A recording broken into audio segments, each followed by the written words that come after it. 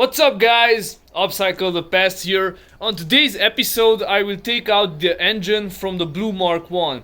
It will be a bunch of work, it will definitely be a messy job, and by far this is not a how-to video rather than a how not to, so I hope you learn from my mistakes and do it better or with better equipment. If you're interested, don't forget to subscribe and stay tuned.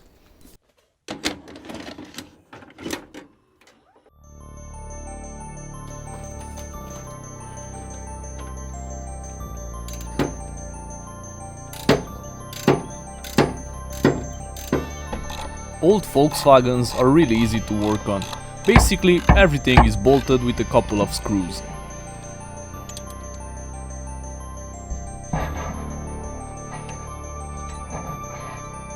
The alternator bracket is held up by three 13mm screws. Two are hidden underneath the fuel pump, and the third one is hidden right underneath the alternator.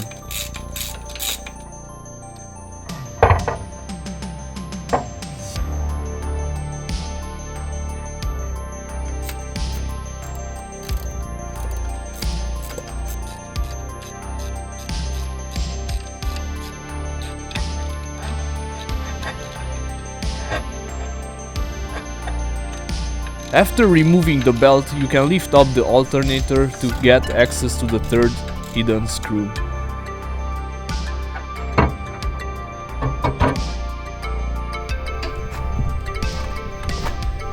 Ta-da! Now this is why I'm happy that I bought the red car, because look at the state of this alternator. It has a bunch of cracks, like, let me show you, like here and there. So I will not bother using this, I will take off the one from the red one. Okay, so now we are going to remove all the auxiliary stuff and leave absolutely nothing connected to the engine, so we can drop it off. Yeah. On these old Volkswagens, the wiring harness in the engine bay is simply held in by a couple of plastic clips. By carefully removing them, you can easily get the wiring harness out of the way so you can get the engine out.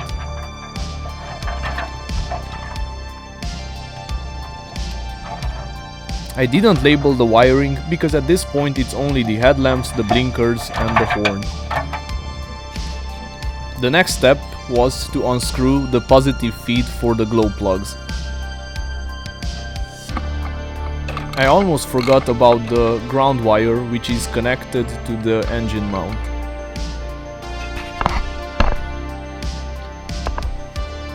With a flathead screwdriver, the shifter mechanism was simply disassembled in a couple of seconds.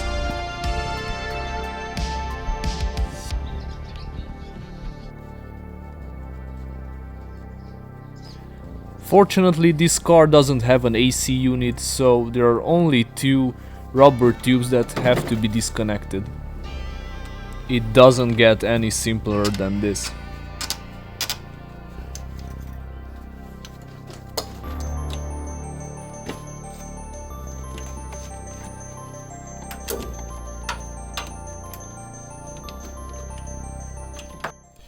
Okay guys, so this is why you need a donor, a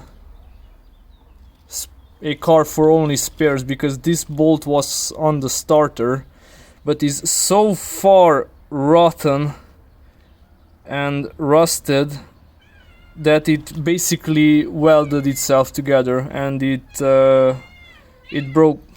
Yes, come here. Say hi to the subscribers and followers. Yoda, Titi. Okay, nice. So what are your thoughts and opinions about this broken bolt? Sniff sniffs? Couple of sniff sniffs? Yeah, that might do it. So yeah. So basically that starter is useless now, only if I change the actuator. But I will not do that because I will simply take off the one from the red one. Great success!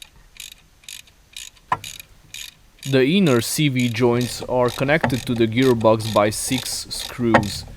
So I had to repeat the same procedure 12 times. And let me tell you guys, it's really not so simple without having a car elevator. So this is the jar that I have used to start the engine. It's filled with diesel. And if you have bolts like these, really nasty and really dirty, just put them in there, because the diesel will clean it really nice. Okay, so a bunch of gearbox oil poured out when I took down the drive shaft, and this is why, because the inner seal of the gearbox was rattling inside there, and a bunch of gearbox oil went into the drive shaft, between the drive shaft and the gearbox. This shouldn't come down just like that. You can't work on a car without using a bunch of WD-40. You just can't. And obviously, don't be shy with it. Use it like there's no tomorrow.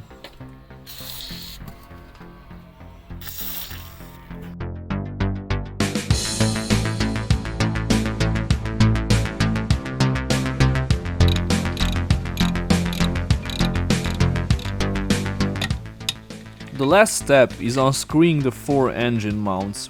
2 are connected through the gearbox, 1 with the starter bracket, and the last one is near the cam belt. The engine is supported by a wooden makeshift platform and a hydraulic jack. So that's it, guys. Just sit back and enjoy my struggle.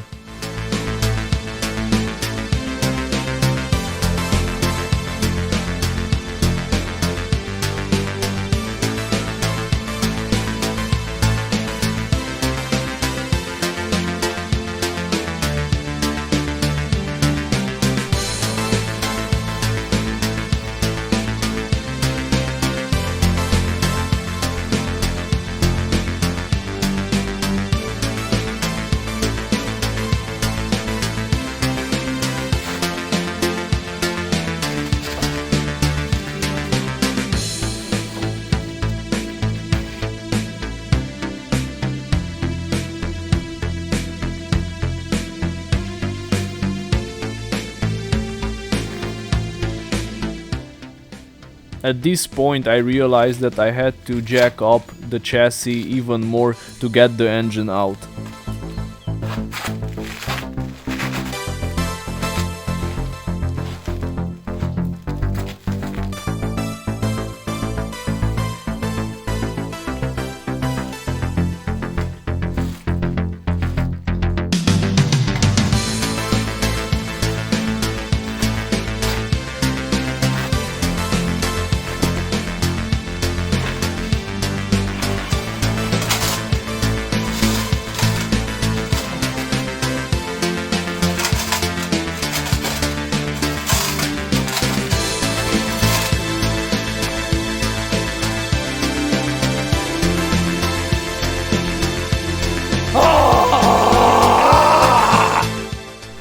Look at this mess.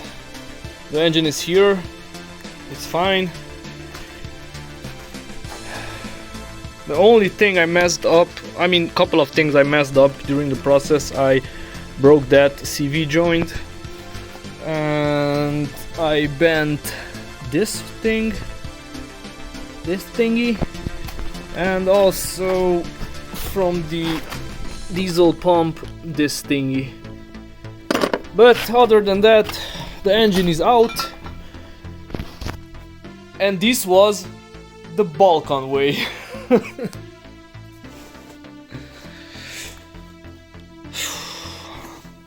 So, darkness fell upon our little village.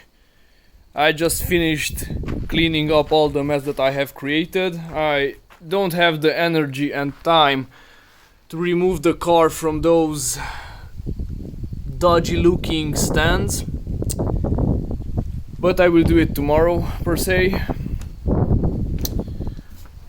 But yeah, the engine is out. Things are starting to pile up here in the workshop, so I will have to think about a sorting system. And that's kind of it. Sophie, say hi to our subscribers. Okay. So that's all for today's episode. Hope you enjoyed the engine removing procedure.